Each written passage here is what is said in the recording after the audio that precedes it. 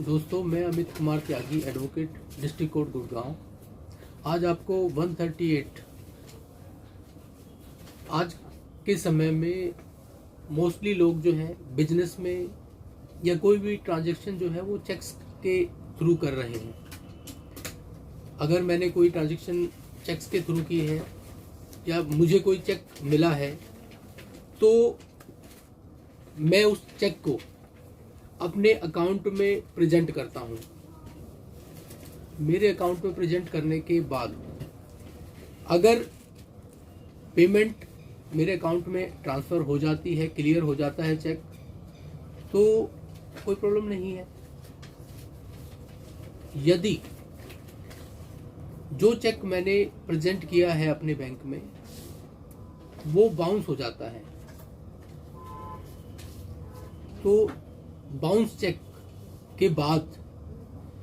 हम क्या करें उसके बारे में मैं थोड़ा सा आपको बताना चाह रहा हूं। मोस्टली लोगों को ये नहीं पता होता कि चेक बाउंस होने के बाद हमें क्या प्रोसेस अडॉप्ट करना होता है। जनरली लोग जो है चेक बाउंस होने के बाद उनको ये नहीं पता कि कोई भी चेक जब हमें बाउंसिंग का पता चलता है या बाउंसिंग रिटर्न मीमो हमें मिलता है तो उसके 1 मंथ के अंदर, 1 महीने के अंदर हमें एक लीगल नोटिस अपने एडवोकेट के थ्रू जो चेक इशू करता है या जिसने चेक इशू किया है उसको एक नोटिस सेंड कराना होता है। जैसे कि मेरे किसी क्लाइंट ने अपने अकाउंट में ये चेक प्रेजेंट किया। ये चेक उन्होंने प्रेजेंट 30/10/2020 में किया था, जो कि रिटर्न जो बाउंस हो गया और बाउंस होके ये इनको रिटर्न मिला 17/11/2019 में इनको रिटर्न मिला, जो कि फंड इनसफिशिएंट की वजह से रिटर्न हुआ है। तो बहुत बड़ी गलती लोग करते हैं कि चेक बाउंस होने के बाद और रिटर्न मेमो मिलने के बाद वो 1 महीना गुजर जाने के बाद जो है ये चेक, ओरिजिनल चेक और रिटर्न मेमो लेके एडवोकेट्स के पास आते हैं, क्योंकि कानून ये कहता है कि विद इन 1 मंथ जैसे ही रिटर्न मेमो हमें मिलता है तो उसके 1 महीने के अंदर हमें एक लीगल नोटिस सेंड करना होता है। अगर हम वो लीगल नोटिस 1 महीने के अंदर सेंड नहीं करते तो हमारा जो लीगली जो जुरिडिक्शन है, एक लिमिटेशन जो है हमारी किसी भी 138 के लिए एक लीगल नोटिस सेंड करने का जो पीरियड है, एक टाइम है 1 मंथ का, वो लिमिटेशन खत्म होने के बाद इसकी वैलिडिटी खत्म हो जाती है। ये रिटर्न मेमो वैलिड नहीं रहता। तो मैं आप लोगों को ये बताना चाह रहा हूं कि अगर आपका कोई भी चेक बाउंस होता है तो आप जैसे ही रिटर्न मेमो आपको मिलती है उसके 1-2 दिन बाद ही अपने एडवोकेट से मिलें और वो ओरिजिनल चेक रिटर्न मेमो के साथ अपने एडवोकेट को दे दें और जो एक्यूज है उस एक्यूज का पूरा एड्रेस और जो भी आपकी ट्रांजैक्शन हुई है, जो चेक आपको मिला है वो किस एवज में आपको मिला है, वो सारी डिटेल आप उन्हें बताएं ताकि वह एक लीगल नोटिस जो कि अपनी लेटर हेड पे एक्यूज के जितने भी पते हैं उस पे सेंड किया जाए। और वो सेंड करने के बाद,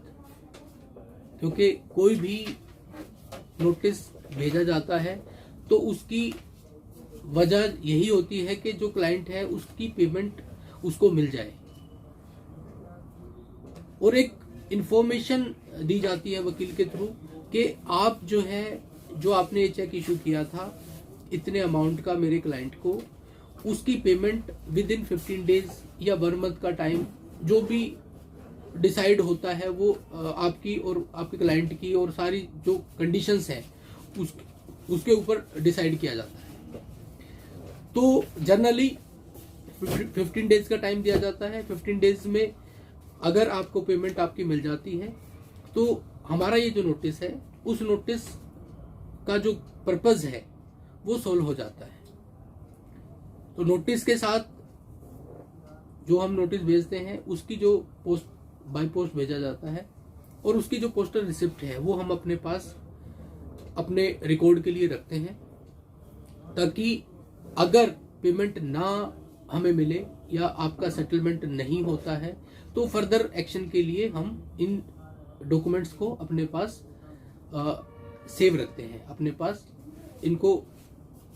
अपने रिकॉर्ड में रखते हैं। तो दोस्तों, मेरा सिर्फ आप लोगों को ये बताने का मेन मकसद जो है वो ये समझाना है कि कोई भी चेक बाउंस अगर होता है तो उसकी रिटर्न मेमो के साथ आप 1 महीने से पहले अपने एडवोकेट से मिलें और एक लीगल नोटिस अपने जो भी जिसने चेक इशू किया है उसको सेंड कराएं, ताकि आप 138 NI एक्ट के अकॉर्डिंग जो प्रोविजन है उस प्रोविजन के अंतर्गत अपनी जो अमाउंट है उसकी रिकवरी या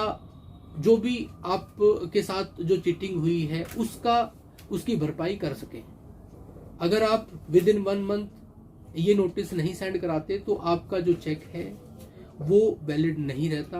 आपकी जो रिटर्न मेमो है उसकी कोई वैलिडिटी नहीं रहती, वो आपके लिए खराब हो जाता है। तो मैं अपनी नेक्स्ट वीडियो में आपको इसके आगे की प्रक्रिया बताऊंगा। तब तक अगर आपका कोई क्वेश्चन हो तो आप मेरे से पूछ सकते हैं। इसमें अगर कोई डाउट है आप लोगों को तो उसके बारे में मेरे से पूछ सकते हैं। धन्यवाद, नमस्कार।